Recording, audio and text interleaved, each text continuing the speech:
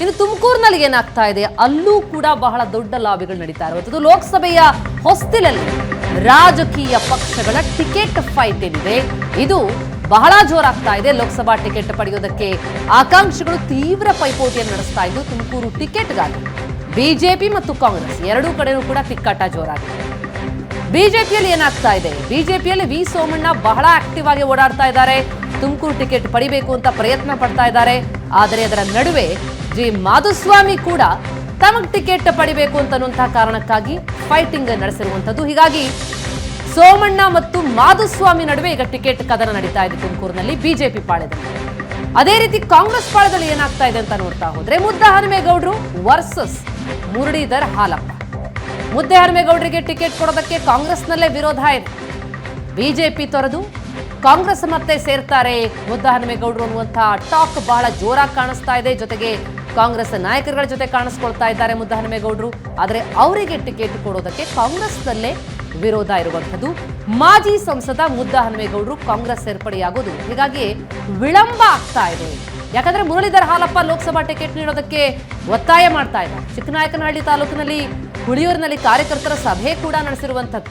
ಹಾಗಾಗಿ ಈ ಪ್ರಯತ್ನಗಳ ನಡುವೆ ಯಾರಿಗೆ ಟಿಕೆಟ್, ಬಿಜೆಪಿ ಮತ್ತು ಕಾಂಗ್ರೆಸ್ ಎರಡೂ ಕಡೆಯೂ ಕೂಡ ತೀವ್ರ ಕುತೂಹಲ ಮೂಡಿಸ್ತಾ ಇದೆ.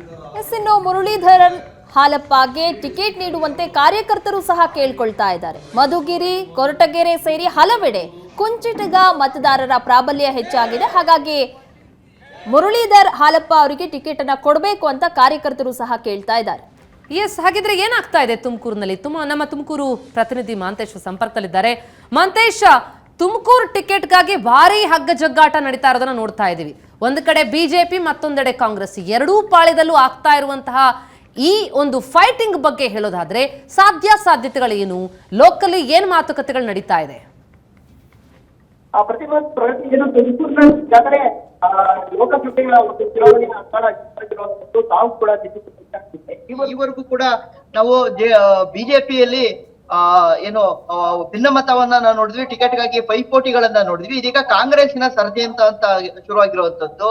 ಅದರಲ್ಲೂ ವಿಶೇಷವಾಗಿ ಏನು ಮುರಳೀಧರ್ ಹಾಲಪ್ಪ ಬೆಂಬಲಿಗರು ಏನು ನಿನ್ನೆ ಒಂದು ಸಭೆಯನ್ನ ಮಾಡಿ ಮುಖಾಂತರವಾಗಿ ಮುರಳೀಧರ್ ಹಾಲಪ್ಪಗೆ ಅಂದ್ರೆ ಕುಂಚಿಟಿಗ ಸಮುದಾಯಕ್ಕೆ ಬರುವಂತಹ ಮುರಳೀಧರ್ ಹಾಲಪ್ಪನಿಗೆ ಟಿಕೆಟ್ ಕೊಡ್ಬೇಕು ಅನ್ನೋ ಒಂದು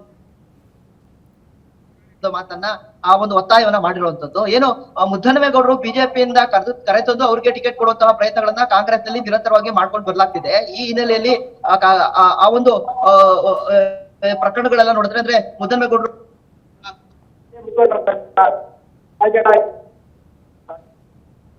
S, thank you so much Mantesh. ತಮ್ಮ ಧ್ವನಿ ಸಮರ್ಪಕವಾಗಿ ತಲುಪ್ತಾ ಇಲ್ಲ. ಒಟ್ಟಾರೆ ತುಮಕೂರಿನಲ್ಲಿ ಆಗ್ತಾ ಇರುವಂತಹ ತಿಕ್ಕಾಟ ಏನಿದೆ ಇದು ಟಿಕೆಟ್ಗಾಗಿ ನಡೀತಾ ಇರುವಂಥದ್ದು.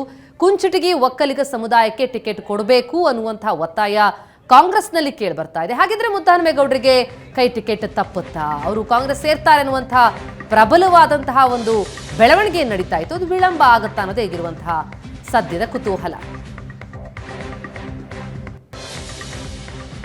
ಎಸ್, ರಾಜಕೀಯ ಲೋಕದಲ್ಲಿ ಬಹಳಷ್ಟು ಹಗ್ಗ ಜಗ್ಗಾಟಗಳು ನಡೀತಾ ಇರುತ್ತೆ. ನಿತ್ಯವೂ ಕೂಡ ಇಂತಹ ಹಲವು ಸುದ್ದಿಗಳ ಸದ್ದು ಮಾಡೋದು ಗ್ಯಾರಂಟಿ. ಯಾಕಂದ್ರೆ ಬರಲಿರೋದು ಲೋಕಸಭಾ ಚುನಾವಣೆ.